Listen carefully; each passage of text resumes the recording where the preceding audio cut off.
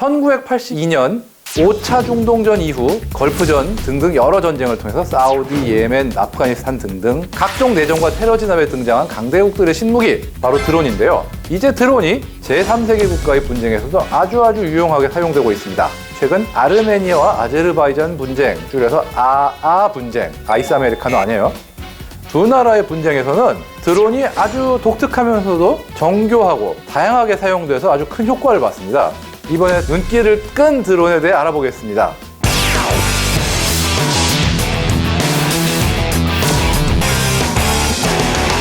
먼저 이 나라들의 분쟁에 대해서 짧게 소개를 해드리면은 아르메니아와 아제르바이잔, 이 두 나라는 국경은 맞닿아 있지만 아르메니아는 그리스 정교회, 즉 기독교의 한 분파고 아제르바이잔은 이슬람입니다. 주변국인 터키와 이란도 이슬람 국가고요. 뭔가 갈등이 있을 것 같은 필이 오죠? 맞습니다. 이 둘은 영토와 종교 갈등으로 이미 수백 년 전부터 아주 끊임없이 치고받고 싸우는 구도였습니다. 여러 번의 휴전과 협정으로 조용하다 싶다가도 다시 분쟁이 일어나길 반복했죠. 특히 이게 문제가 두 나라 사이에 나고르노 카라바흐라는 지역이 있는데, 쉽게 얘기해서 이 지역은 서로 우리 땅이라고 주장하고 있는데 유엔에서는 아제르바이잔 땅이라고 주장하고 있지만 막상 또 인구의 상당 부분은 아르메니아인이고, 그래서 아르메니아가 여기를 자치공화국이다 라고 주장하면서 서로 지금 막 싸우고 있는 그런 상황이에요. 94년에도 한번 싸웠다가 그때는 아제르바이잔이 져가지고 올해 아제르바이잔이 서력전을 나섰습니다. 그래서 또 아주 한참 세게 붙었는데, 여기서 눈길을 끄는 무기가 있습니다. 바로 아제르바이잔의 드론입니다. 이번에 주목을 받은 드론이 크게 세 가지가 있습니다. 먼저 농사용이나 기타 허드렛 일용으로 쓰던 구식 AN2 수송기를 원격 조종식 드론으로 개조했어요. 사람들이 흔히 이거 레이더에 안 걸린다 어쩌고 하지만 사실 레이더에 아주 잘 걸려요, 사실은. 아제르바이잔도 이게 레이더에 걸리지 않을 걸 예상하고 무인기로 개조한 게 아니에요. 미끼예요. 이게 먼저 날아가요. 그러면은 아르메니아에서 날아오네 그러고 이제 미사일이나 대공포를 쏴서 격출시키죠. 그 순간 대공포 진지나 레이더 사이트 이런 것들의 방공자산의 위치가 노출이 됩니다. 자, 이렇게 해서 방공망의 위치가 드러난다. 두 번째로 나오는 게 이스라엘제 하롭, 자폭 드론입니다. 이 하롭은 이스라엘에서 만든 하피라는 무인기의 2세대 버전입니다. 1세대 하피는 날아다니다가 적의 레이더 전파를 포착하면 그 레이더 전파 방향으로 날아가는 자폭 드론이고, 우리나라 외에도 터키, 인도, 중국 등에서 도입해서 운용을 했는데요. 근데 이 하롭은 이 개량형인데요. 이미 2016년에도 아제르바이잔군이 아르메니아군 초소를 공격하는 데 사용했습니다. 이게 무서운 게 뭐냐? 전에 하피는 레이더 전파만 따라가서 자폭을 하는 거였는데, 이거는 레이더 전파도 따라갈 수 있지만 그냥 머물면서 카메라로 보다가 그럴듯한 걸 발견을 했다. 그러면 멀리서 조종하고 있던 아제르바이잔군이 저거 부수자. 그러면은 그거에도 그냥 쭉 떨어져서 자폭을 하는 거예요. 자, 이런 식으로 방공망과 방어 자산이 무력화가 됐다 싶으면 세 번째 들이미는 게 뭐냐? 이번에 하이라이트입니다. 터키에서 수입한 TB2 공격 드론입니다. 개전 첫달부터 아제르바이잔은 아르메니아의 T-72 전차와 BMP-2 보병 전투차 등등을 이 TB2 바이락타르 공격 드론으로 날려버립니다.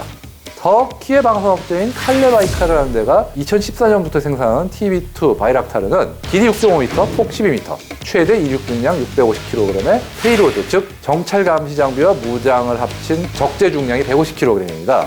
무장은 MAM 혹은 움타스라고 불리는 터키산 대전차 미사일이고요. 약 8km에서 12km까지 공격이 가능합니다. 최대 4발까지의 미사일을 탑재하고 있고요. 사실 최대 속도는 그렇게 빠르지 않아요. 220km.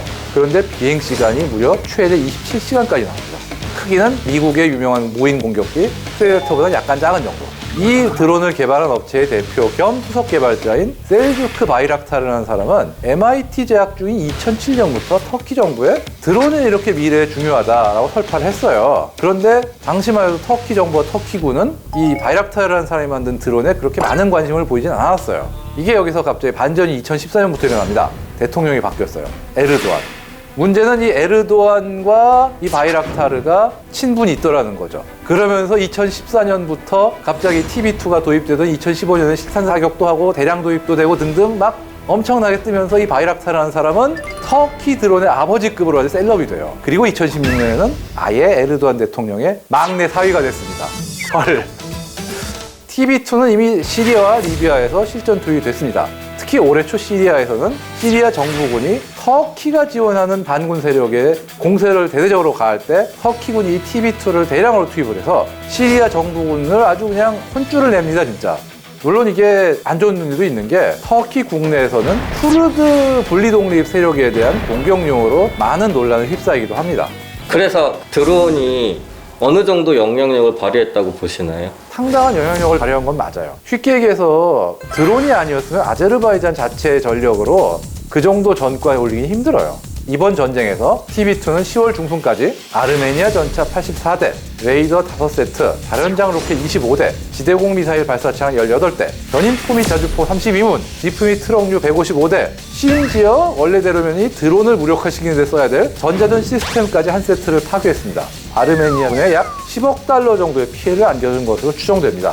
물론 아르메니아 측에 의해 다수의 TB2가 격추되거나 사고로 떨어졌다라고 알려지긴 했어요. 그런데 문제는 유인기체와 달리 무인기의 피해는 운용자에게 주는 부담이 훨씬 적습니다. 이스라엘은 원체 무기를 잘 만드는 나라니까 그렇다 치고 그렇죠. 터키도 그 정도 수준이 되나요? 물론 이스라엘에 비해서 기술적 수준은 많이 떨어지죠. 한참 멀었죠. 하지만 터키는 물량 면에서는 상당한 수준이 됐어요.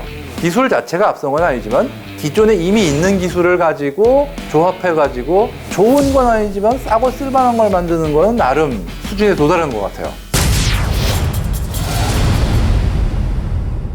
근데 이게 좀 봐야 되는 게 쉽게 얘기해서 이거는 드론이 떴기 때문에 당했다라는 표현보다는 제공권을 잃은 상태에서 당했다라는 게 더 정확한 표현이에요. 왜냐하면은 전자전과 앞서 얘기한 방공망 제압 등을 통해서 일단 아르메니아 쪽의 방공 대응 능력이 엄청 떨어진 상태니까 그게 탱크 무용론이라고 하지만 결국 아제르바이잔 군도 그러고 나서 공격을 할 때 결국 탱크를 끌고 나왔어요. 그러니까 탱크 무용론은 아직 시기상조가 아닌가.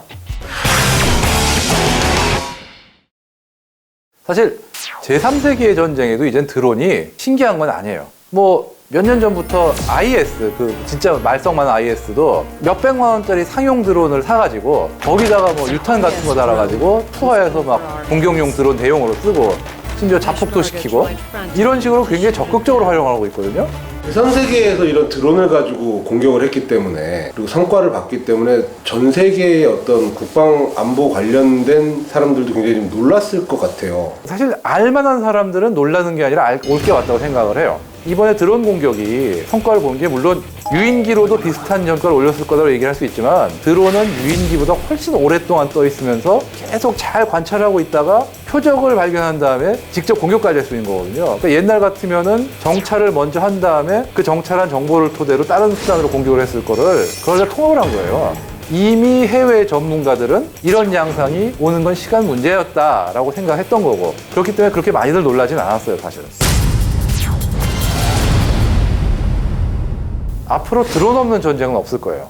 이미 자연스럽게 드론이 그동안 우리가 보던 탱크, 전투기 이런 무기들과 함께 그냥 필수 요소 중에 하나로 녹아버려 있는 그런 상황인데 그걸 보여준 것 뿐이라고 봐요. 드론, 무인기 이런 게 4차 산업혁명 이런 식으로 얘기를 하니까 미래에 다가올 방향이라고도 생각을 하지만 아제르바이잔 정도의 국가에서 다수의 드론을 동원했다는 얘기는 미래가 아니라 이미 진행되고 있는 현재란 얘기입니다. 그렇다는 얘기는 이거를 앞으로 다가올 거니까 좀 이따 하지라고 생각하는 게 아니라 갈등의 불이라고 생각하고 지금보다 더 많은 투자를 하고 더 열심히 연구하고 배치를 해야 돼요. 드론은 미래가 아니에요.